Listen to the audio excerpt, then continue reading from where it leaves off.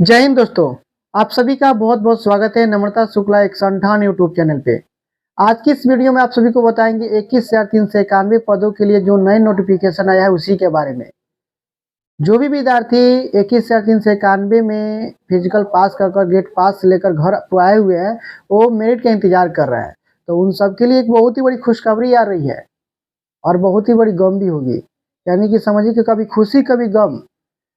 बहुत लोगों को खुशी मिलेगी तो बहुत लोगों को गम मिलेगी।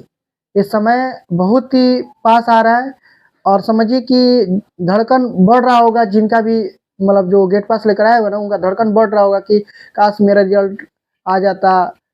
कुछ लोग सोच रहे आएगा कि नहीं आएगा, मन में ना बहुत सारा मतलब बात चलता होगा, मैं जानता हूँ। तो नए नोटिफिकेशन आया हुआ है, जो नए नोटिफिकेशन आया हुआ है उसके बारे में चर्चा कर लेते हैं। उसके बाद हम बता देंगे कि अब इसकी मेरिट की जो संभावना है ना कब तक बन रही है, यानी कि रिजल्ट फाइनली कब तक बन रही है आप सबकी आने की, ठीक है ना। चलिए विषय में आया, जो विषय में देख लेते हैं। डायरेक्ट हम कोई भी नोटिफिकेशन रहता है उसका सबसे पहले विषय देख लिया जाता है। तो विषय में आया हुआ है नव नियुक्ति सिपाहियों के बुनियादी प्रशिक्षण हेतु अधिसूचना तैयार करने के संबंध में। यानी कि अब आपकी इंतजार की घड़ी खत्म। अब आप सभी के लिए समझिए कि नियुक्ति का समय आ गया है। जो भी पास कर जाएंगे, मेरिट लिस्ट में नाम आ जाएगा, उनकी अब नियुक्ति हो जाएगी, ठीक है ना।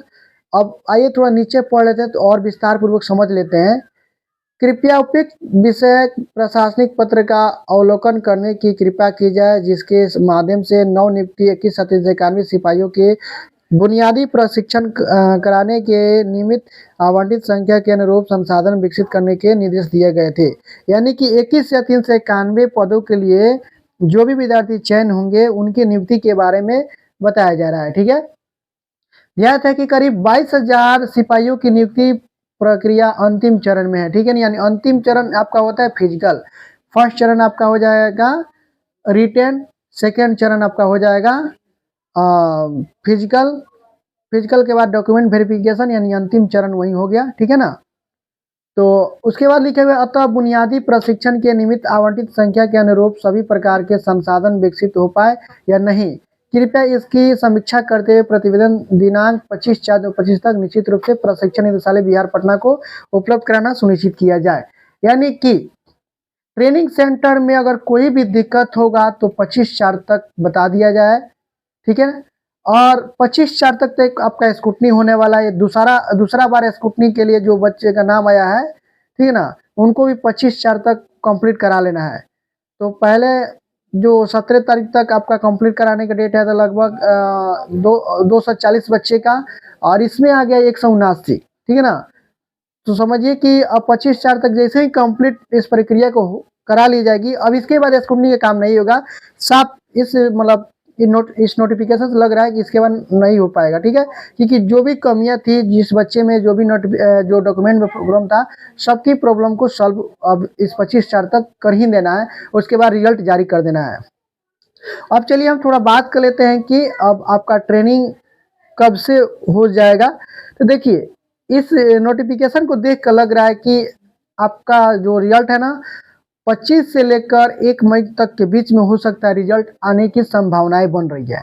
समझिए कि 99%, 100% तो नहीं कर सकते, लेकिन 99% बन रही है। और आपको मई में ही ट्रेनिंग सेंटर पर बुला लिया जाएगा, ठीक है ना। ट्रेनिंग सेंटर पर आपको मई में ही बुला लिया जाएगा।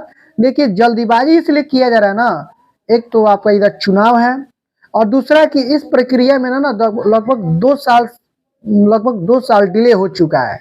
और अभी न्यू वैकेंसी भी आ चुकी है 19,838।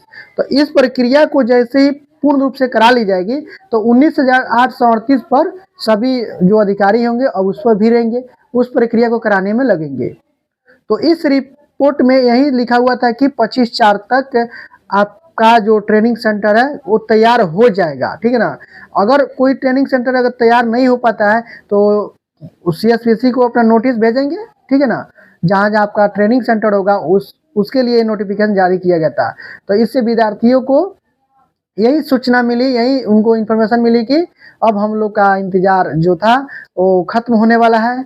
अब कभी खुशी कभी गम का समय आने वाला है। अब समझिए कि किसको खुशी मिलेगा किसको गम मिलेगा, ये तो उनका नसीब ही बताएगा।